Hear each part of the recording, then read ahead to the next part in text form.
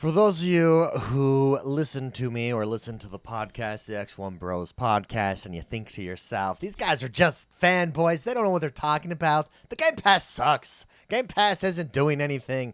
Well, one of the Microsoft marketing executives has actually come out and has shared some behind-the-scene information, and Game Pass is absolutely crushing it. And I'd like to go over that today and just talk about some of the interesting statistics that he shared. One of the interesting things that I think that was shared was he can actually track, the Xbox can actually track your game behavior before being a Game Pass subscriber and after being a Game Pass subscriber. And what they see is good numbers, and good numbers for everybody. Good numbers for Xbox, good numbers for gamers, and good numbers for publishers as well. Seems like it's a win-win-win model.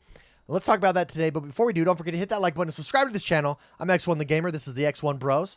This is your positive gaming and Xbox community. We're all things Xbox, so make sure you subscribe to us. We're dropping daily videos. Come join us. It's a good time, especially as we get closer to E3. Oh, baby, we can't wait. So let's check it out. This is a news story over at Twinfinite. Microsoft Exec, gaming is a massive business. Xbox Game Pass, a real win-win for publishers and gamers. And I say it's a win-win-win, because you can't forget about Microsoft. I mean, they're winning as well. This is the chief marketing officer.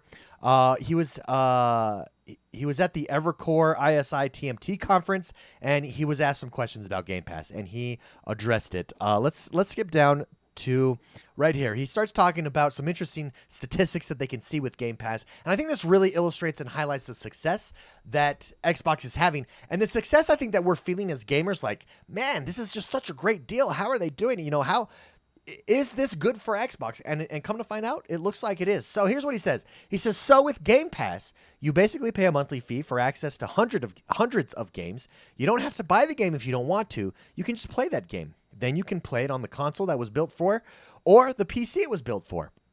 But we're also with our highest tier subscription, hosting consoles at our own data centers and streaming those games to a variety of endpoints, even on Android, even an Android phone, and soon we're going to be testing on the iPhone and iPad through the browser, as well as, of course, Windows PCs. So you can think of it as game streaming to many, many endpoints, really billions of different endpoints. There's that word billion again. And it's not the first time that someone from Microsoft has used it. I've talked about it before on this channel. Phil Spencer said he wants 1 billion people playing Xbox games.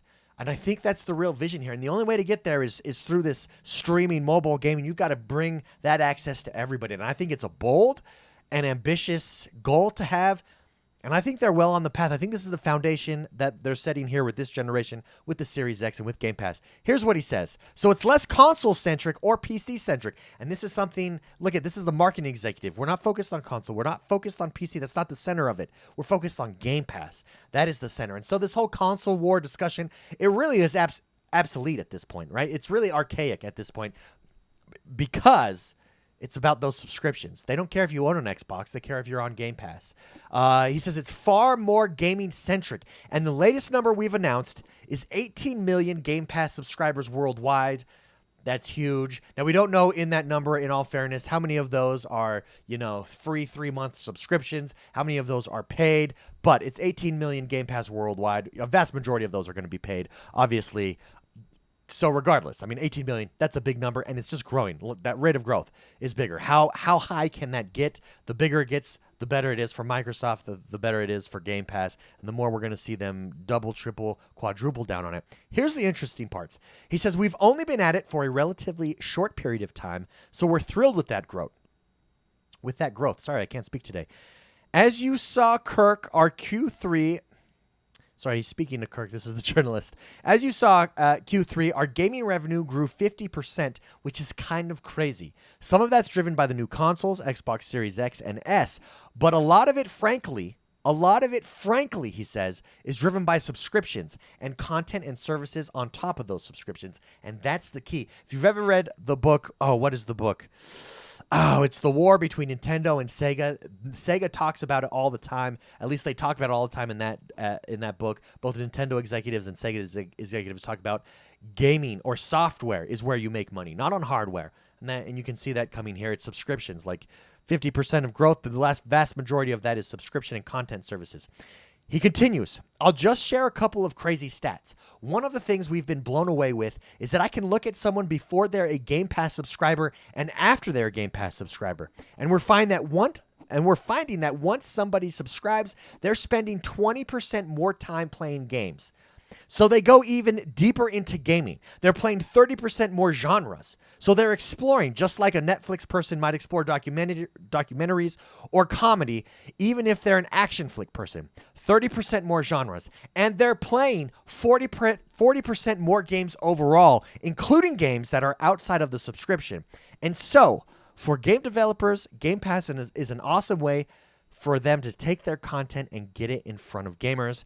It's not just the consumer wins and the publishers lose. This is a real win-win model, and we're psyched about that. So let's just review those numbers real quick. When someone becomes a Game Pass subscriber, they're finding that they're spending 20% more times playing game.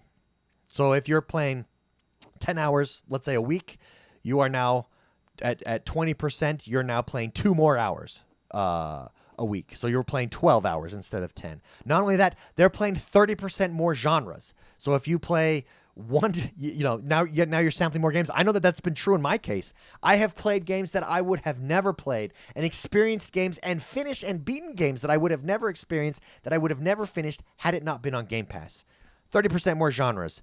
And they're playing 40% more games overall, including games that are outside of the subscription, which is interesting to me. And that makes sense too, because I feel like it's like greasing the wheel.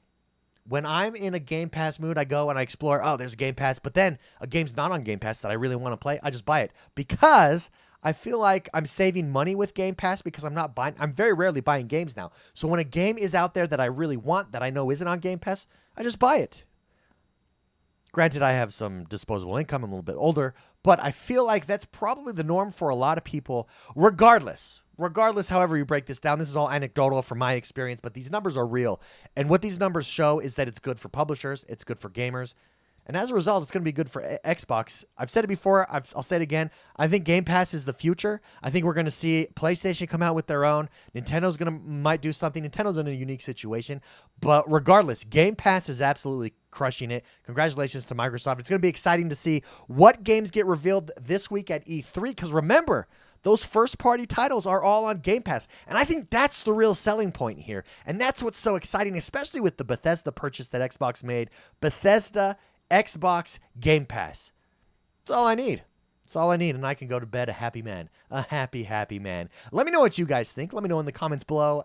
Do you think that those numbers are going to continue to increase? Do you think that's going to go down? Is Game Pass doing it for you?